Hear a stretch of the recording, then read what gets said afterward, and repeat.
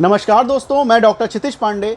आज मैं आपको अल्सरेटिव कोलाइटिस के बारे में बताऊंगा और ये कैसे हो जाती है, ये होती क्या है, इसके साइन एंड सिम्टम क्या हैं और साथ में लास्ट में होम्योपैथिक ट्रीटमेंट भी बताऊंगा।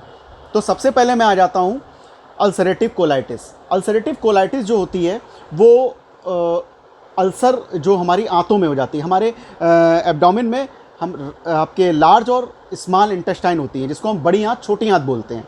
तो बड़ी आंत छोटी आंत दोनों में घाव हो जाना अल्सरेटिव कोलाइटिस के सिम्टम होते हैं।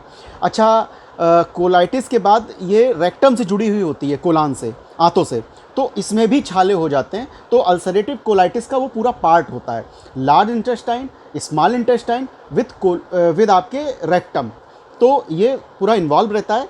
तो अल्सरेटिव कोलाइटिस मतलब अल्सर मीन्स छाले या घाव, और कोलान जो कोलाइटिस है उसमें कोलान भी जुड़ा हुआ है, आइटिस मीन्स इन्फ्लामेशन। तो अल्सरेटिव कोलाइटिस ये हो गया। अब हमको पता कैसे लगता है?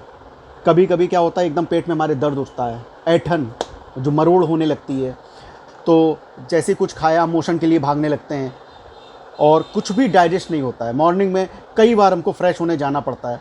तो ये अल्सरेटिव कोलाइटिस के बहुत बड़े सिम्टम होते हैं। अब इसके साइन एंड सिम्टम मैंने आपको बताए हैं। इसमें क्या होता है कि म्यूकस बहुत आने लगता है। जब आप मोशन के लिए जाते हैं या स्टूल के लिए जाते हैं तो जो हमारा जो स्टूल है बहुत ज़्यादा पतला होता है, उसके साथ साथ इसमें थोड़ा थोड़ा म्यूकस आने लगता है। अगर ज़्यादा स्टेज बिगड़ जाती है तो इसमें ब्लड भी आने लगता है। कभी कभी जैसे नहीं, पेशेंट बोलते हैं कि भाई हमको ब्लैक स्टूल हो रहा है। ब्लैक स्टूल नहीं, वो उसके साथ साथ ब्लड आ रहा है। और कभी कभी रेशे नुमा उसमें जो स्टूल आता है, कॉन्स्टिपेशन टाइप में होता है, टाइट स्टूल होता है, उसमें रेशे नुमा उससे लिपट कर आता है। तो ये भी अल्सरेटिव कोलाइटिस का बहुत बड़ा रीज़न होता है। ये सिम्टम होता है कि बहुत बड़ा कारण है कि किसी वजह से आपके ब्लड आने लगा है, जो कि स्टूल के साथ साथ अब आ रहा है। तो इसकी वजह से वीकनेस बहुत हो जाती है, भूख नहीं लगती है। तो जो नाभि का एरिया होता है, जो अम्बलाइकल एरिया होता है, उसमें हमें धीरे धीरे ऐंठन होती है। हम कुछ भी खाते हैं तुरंत भागने लगते हैं मोशन के लिए। तो ये अल्सरेटिव कोलाइटिस के साइन एंड सिम्टम है। हमको जांच एंडोस्कोपी या फिर रेक्टोस्कोपी, इनके द्वारा जांच हो जाती है। तो जो एंडोस्कोपी होती है वो हमारे केवल यूसोफेगस तक बता सकती है कि हमको ये यहाँ तक है, अल्सर हो गए हैं। लेकिन जो आंत का है, अल्ट्रासाउंड में भी आ सकता है। अल्ट्रासाउंड में आपके आईबीडी करके आ सकता है, इन्फ्लामेशन आ सकता है। लेकिन मेन होता है रेक्टोस्कोपी, रेक्टम की स्कोपी जो होती है, उसके द्वारा हमें ये जानकारी मिलती है कि हमको आंतों में अल्सरेटिव कोलाइटिस हो गई है। तो मैंने आपको ये इसके रीज़न बताए। अब ये क्यों हो जाता है? हम लोग बहुत ज़्यादा अल्कोहलिक हो जाते हैं, हम लोग बहुत ज़्यादा बाहर का खाना खाने लगते हैं, बहुत ज़्यादा स्पाइसी खाना खाने लगते हैं। कई जंक फूड ऐसे होते हैं जिसमें बहुत स्पाइसी चटनी मिलती है, हम जब बहुत टेस्टी होती है, भाई लोग उसको खाने लगते हैं। तो उस वजह से धीरे धीरे करके वो जो एसिड क्रिएट करती है, वो धीरे धीरे हमारे आंतों में एक जलन पैदा करती है, जिससे हमारे आंतों में घाव होने लगते हैं, हमें ऐंठन होने लगती है। हम मैदा बहुत ज़्यादा खाने लगते हैं तो एक मरोड़ टाइप में, क्रैम्प टाइप में ये उठने लगते हैं। हम लोग फाइबर का इस्तेमाल ज़्यादा नहीं करते, हरी सब्ज़ी ज़्यादा नहीं खाते हैं, हम लोग इन्हीं पर डिपेंड हो जाते हैं। कुछ लोगों का तो इन्हीं पर रहता है, मैं जंक फूड भाई उनको खाना ही खाना है, पर डे खाना है। हम कई पेशेंट को बिल्कुल मना कर देते हैं, सख्त आपको हिदायत है कि आप जंक फूड नहीं खाएंगे, नहीं तो आपका अल्सरेटिव कोलाइटिस नहीं ठीक होगा या कोलाइटिस बिल्कुल ठीक नहीं होगा। अब मैं आपको बताता हूँ कि इसमें होम्योपैथिक ट्रीटमेंट क्या ले सकते हैं।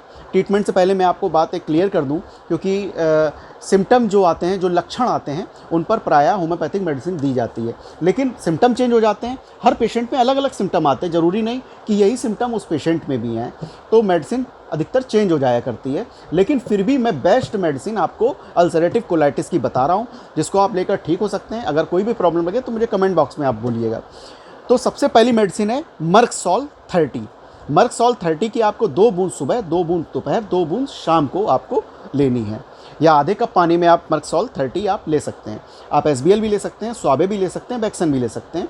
ये प्राय अच्छी मेडिसिन है, अच्छी कंपनी है, आप इनको ले सकते हैं। इसके साथ साथ आपको लेनी, अब मर्कसॉल आपकी स्क्रीन पर इसका नाम और पिक्चर आ रही होगी, तो आसानी से आपको मिल जाएगी, कहीं भी होम्योपैथिक स्टोर पर मिल जाएगी। सेकेंड मेडिसिन आती है मर्ककॉर। मर्ककॉर और मर्कसॉल में ये डिफरेंस होता है, मर्कसॉल में आंव बहुत आती है, म्यूकस बहुत आता है जो पॉट पे चिपक जाता है, लेकिन मर्ककॉर में क्या होता है, आंव के साथ साथ ब्लड आने लगता है।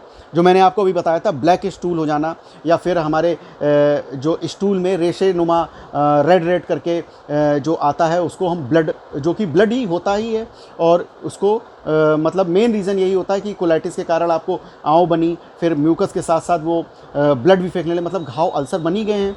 अब ये 2 मेडिसिन आप प्रॉपर ले सकते हैं। इसके साथ साथ अगर आपको स्टूल के लिए बहुत ज़्यादा जोर लगाना पड़ रहा है, आपको बहुत ज़्यादा समय लग रहा है, तो आप नक्स वोमिका 30, इसकी आप सोते वक्त आप केवल 2 बूंद अपनी टंग पर आप टपका लें, या ये भी आप ले सकते हैं 1 कप या आधा कप पानी में ले सकते हैं।